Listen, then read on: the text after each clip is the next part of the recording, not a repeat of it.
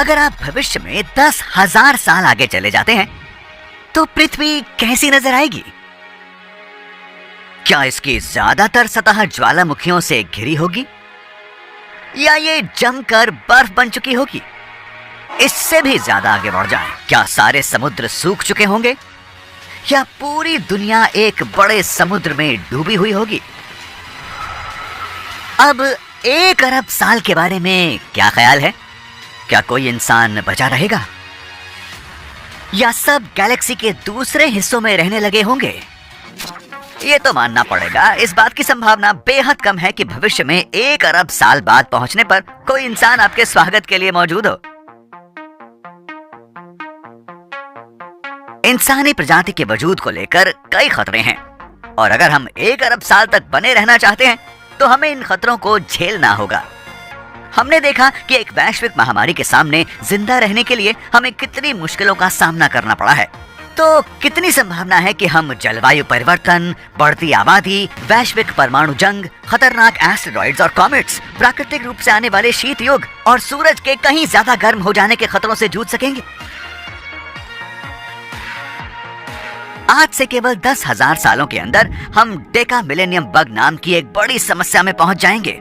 10,000 ईस्वी में ईस्वी कैलेंडर को इनकोड यानी कोड करने वाला सॉफ्टवेयर 4 से ज्यादा डेसिमल यानी दशमलव की तारीखों को इनकोड नहीं कर पाएगा।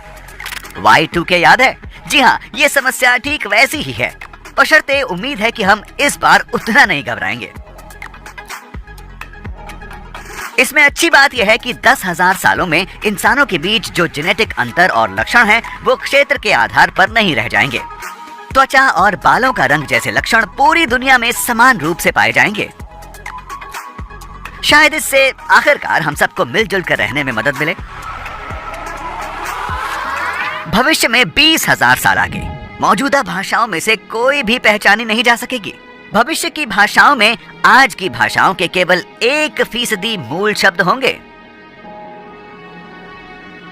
आज से 50,000 साल बाद पृथ्वी का एक नया ग्लेशियल पीरियड यानी ठंडा काल शुरू होगा, जिससे एक नए हिमयुग की शुरुआत होगी।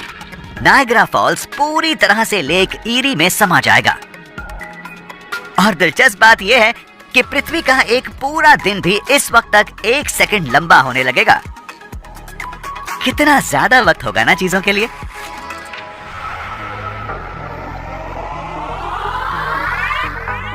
ढाई लाख सालों में लोईही ज्वालामुखी पानी के स्तर से ऊपर पहुंचकर हवाई में एक नया द्वीप बन जाएगा और 5 लाख सालों में हो सकता है कि 1 किलोमीटर से ज्यादा डायामीटर का एक एस्टेरॉइड पृथ्वी से टकरा जाए।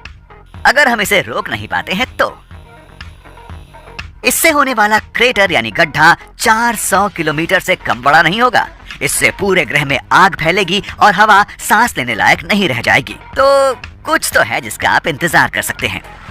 और अगर ये सब काफी नहीं है तो 10 लाख सालों में एक और सुपर वोल्केनो यानी बड़ा ज्वालामुखी फटेगा, जो इतना बड़ा होगा कि इससे 3,200 घन किलोमीटर जितनी राख निकलेगी। इससे इतना लावा निकलेगा जो 75% ग्रैंड कैनियन को भर सकेगा। ये 70,000 साल पहले हुए टोबा ज्वालामुखी विस्फोट जैसा होगा, जिसने लगभग पूरी इंसानियत का सफाया कर दिया था। और नजदीकी बीटल जूस तारा फटकर सुपरनोवा हो गया होगा, जिसके बाद ये दिन के वक्त भी पृथ्वी से नजर आ सकेगा।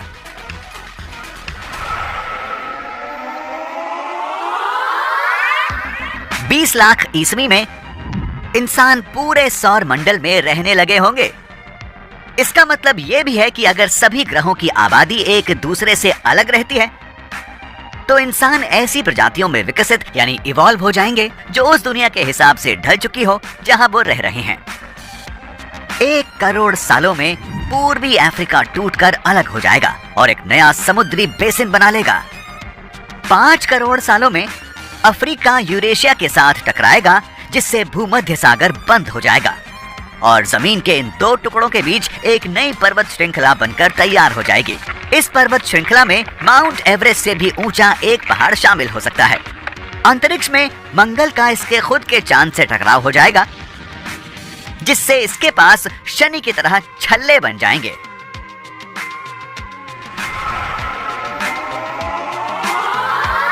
6 करोड़ सालों में कनाडा और अमेरिका के रॉकी पर्वत पूरी तरह से खत्म हो चुके होंगे। 8 करोड़ सालों में हवाई के सभी द्वीप पानी के स्तर से नीचे जा चुके होंगे। 10 करोड़ सालों में एक ऐसा एस्टेरॉयड पृथ्वी से टकराएगा जो 6 करोड़ 60 लाख साल पहले डायनासोर को खत्म करने वाले एस्टेरॉयड जैसा होगा, वो जो आकार में 10 किलोमीटर चौड़ा था। 25 करोड़ सालों में पृथ्वी के सभी महाद्वीप एक साथ मिलकर पैंजिया जैसे हो जाएंगे। हाँ, बस इस बार इसे पैंजिया अल्टिमा कहा जाएगा। पर ज्यादा लगाव मत रखिएगा, क्योंकि 40 से 50 करोड़ सालों में पैंजिया अल्टिमा फिर अलग हो जाएगा।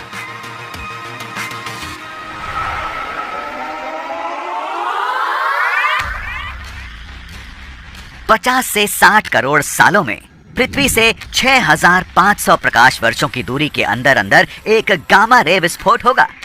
अगर यह पृथ्वी से टकराता है तो ओजोन परत को नुकसान पहुंच सकता है और एक सामूहिक विलुप्ति के हालात बन सकते हैं।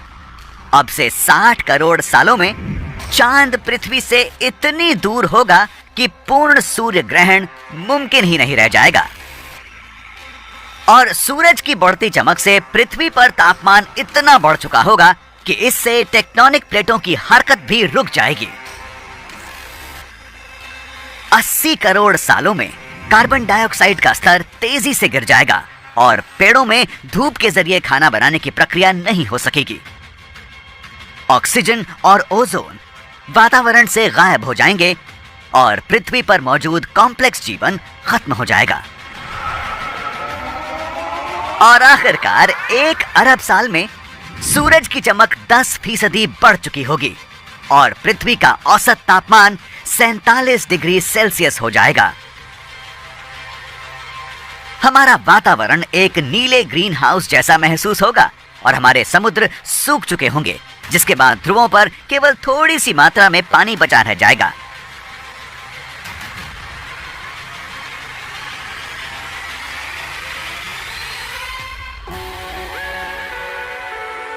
जब आप अपनी टाइम मशीन से यहां आएंगे तो एक ऐसी पृथ्वी के लिए मानसिक रूप से तैयार रहें जो आपकी देखी हुई पृथ्वी से जरा भी मेल नहीं खाती। इंसानी प्रजाति यहां से खत्म हो जाएगी। उम्मीद है दूर के किसी ग्रह में बेहतर जीवन जीने के लिए।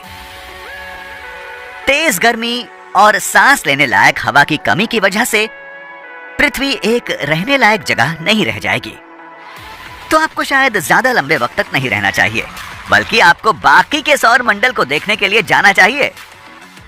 शायद आपको अपने जैसे दूसरे इंसान या जीवन का कोई दूसरा इंटेलिजेंट यानी बुद्धिमान रूप मिल जाए।